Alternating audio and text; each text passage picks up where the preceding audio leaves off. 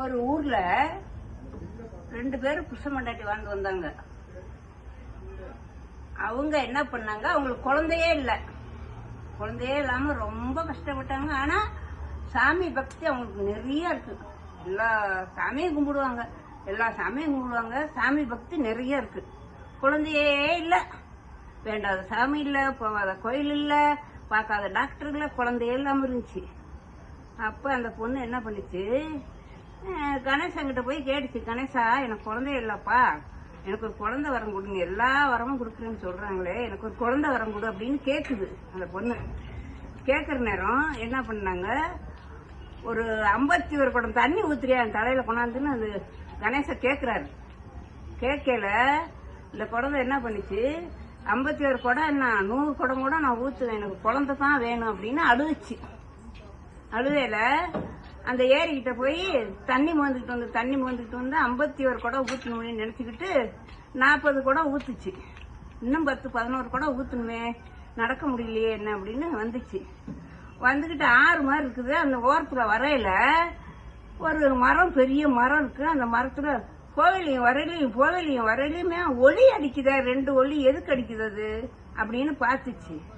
இந்த ஒளி என்னை பார்த்து கிண்டல் பண்ணுது அப்படின்னு ஒரு குச்சி எடுத்துக்கிட்டு வந்து அந்த ஒளியை 2 ஒளியும் குத்துச்சு. குத்தின உடனே பளிச்சின ஒளி அப்படியே மண்ணு புத்து பண்ணு அப்படியே கீழே பளிச்சுன்னு உட்காந்துருச்சு. உட்காரல அந்த இடத்துல ஒரு முனிவர் இருந்தாரு. அப்பா, எனக்கு 51 வருஷத்துல இருந்து இதே ஒரு சாபமா போச்சு, இப்ப நீ வந்து எனக்கு விடுதலை கொடுத்துட்ட அப்படின்னு கேட்டாரு. உனக்கு என்ன கொடுக்கணும் அப்படின்னு கேட்டாரு அந்த முனிவர். கேட்டுச்சு, எனக்கு குழந்தையே இல்ல, குழந்தை வரமா வேணும், எனக்கு குழந்தை தான் வேணும் அப்படின்னு கேட்டுச்சு. கேட்கல, ஆமா உனக்கு குழந்தை வரதானே வேணும், நான் குழந்தை தாரேன் அப்படின்னு சொல்லி அதோட அந்த பொண்ணு கர்ப்பம் ஆயிடுச்சு. சாமி அவர் சொன்னதுலயே அந்த பொண்ணு கர்ப்பம் ஆயிடுச்சு. கர்ப்பமாகி அதுக்கு குழந்தையும் பிறந்துச்சு. பிறந்திருக்கேதான் நீ பேர் வைக்க என்கிட்ட தான் வரணும் அப்படின்னு கேட்டாரு. அப்ப போய் அந்த குழந்தைய எடுத்துட்டு போய் அந்த குழந்தை 6 வயசு வரைக்கும் இது பேரு வைக்கிறோம் ஒன்னும் வைக்காமே இருந்துச்சு. போய் 6 வருஷம் ஆயிடுச்சு, அந்த குழந்தைக்கு பேர் வைக்கணுமே அந்த முனிவரை தேடி போச்சு. அந்த முனிவர் அங்க இல்ல, காணோம், எங்கேயோ ஒரு ஊர்ல இருக்காரு. அப்புறம் தேடி போயிட்டு களைச்சி போய் வரையில அந்த முனிவர் அங்க உட்கார்ந்து இருந்தாரு. உட்கார்ந்துருக்கையில என்ன பண்ணுச்சு, எனக்கு அந்த குழந்தைக்கு பேர் வை அப்படின்னு சொல்லிச்சு. நான் பேர் வைக்கிறேன், சீராள தேவான்ட்டு பேர் வைக்கிறேன், நீ என்ன கொடுப்ப பேர் வச்ச அப்படின்னு. நீ என்ன கேட்டாலும் தருவேன் அப்படின்ச்சு அந்த பொண்ணு. அப்படியா, நான் என்ன கேட்டாலும் நீ கொடுப்பியா, என்ன வேணும் உனக்கு, சாப்பாடு கேப்பா, காசு பண்ணுங்க, அதெல்லாம் எனக்கு தேவையில்லை, நான் கேட்டதெல்லாம் நீ கொடுப்பியா அப்படின்னு அந்த பொண்ணு கேட்டுச்சு. அந்த கேட்கல அந்த முனிவர், அப்ப என்ன கேட்டாலும் தரணும், வாக்கு நீ மாறக்கூடாது அப்படின்னு சொன்னாரு. அப்ப நீ என்ன கேட்டாலும் தருவேன் நானு, நீ பேர் வைக்கணும்னா சீராள தேவான்னு பேர் வச்சிச்சு. பள்ளிக்கூடம் போற வயசு வந்துருச்சு. அந்த பையன் பள்ளிக்கூடம் போறான். இந்த முனிவர் வந்தாரு. இப்ப நான் வந்து உன்னை என்ன கேட்டாலும் நீ தருவேன்னு சொன்ன, நான் இப்ப கேட்க போறத நீ கொடுக்கணும் அப்படின்னு சொல்லி புருஷன் பொண்டாட்டி கூப்பிட்டு பேசினாரு. பேசல, என்னப்பா வேணும் அப்படின்னு கேட்டாரு. 2 பேர்த்தையும் என்னப்பா வேணும் அப்படின்னு கேட்டாரு.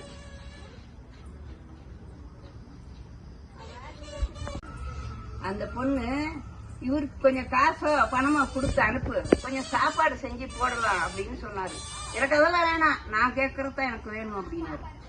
அப்ப என்ன வேணும் அப்படின்னு கேட்கல, இந்த குழந்தைய கண்டமா வெட்டி, கை வேற, காடு வேற, கண்ணு வேற, தலை வேற, இடுப்பு வேற, வவுறு வேற எல்லாம் சமைச்சு வைக்கணும். நீ சமைச்சின்னா நான் வந்து சாப்பிடுவேன்.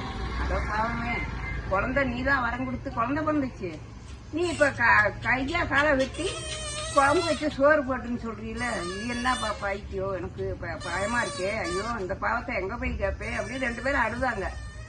நீ பக்தியோட இருக்கிறேன்னு தான் உங்கள்கிட்ட நான் கேட்கிறேன், நீ கொடுப்பா அப்படின்னு கேட்டுச்சு. சரி, உன் பக்தியை நான் மெச்சுக்கிறேன் அப்படின்னு சொன்னோன்னே இவர் என்ன பண்ணாரு, அந்த குழந்தைய அந்த முனிவர் சொன்ன மாதிரியே செஞ்சிட்டாரு. செஞ்சு வச்சுட்டு அந்த குழந்தைய சமைக்க போய் தேடினாரு, காணாம்.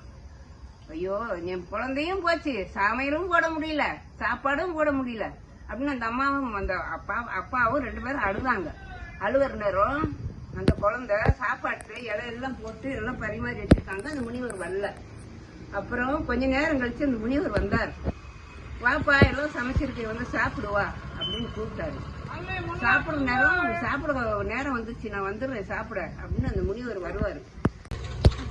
உட்கார்ந்ததுமே ஒரு குச்சி ஒண்ணு கையில கொடுப்பாரு. இந்த பெரும்பண்ணி கையில வச்சுக்க, அந்த சொம்புல தண்ணி இருக்குன்னு ஒரு பூஜா கொடுப்பாரு.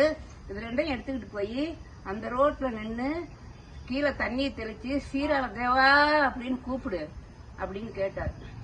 இது என்ன தேவையா இருக்கு, என் பிள்ளைய நான் வெட்டி இதெல்லாம் பண்ணிருக்கேன், நீ போய் கூப்பிடுன்னு சொல்ற அப்படின்னு சொல்லுவாரு. அப்ப எடுத்துக்கிட்டு போய் அந்த தண்ணியை தெளிச்சு தட்டி கூப்பிட்டேன்னா அந்த பையன் அப்படியே உயிர் தெரிந்து வந்துடுவான். எப்படி இருந்தாலும் அப்படியே வர்றான். என் பையன் வந்துட்டான் அப்படின்னு சொல்லி ஆசையா கூட்டிகிட்டு வர்றாரு.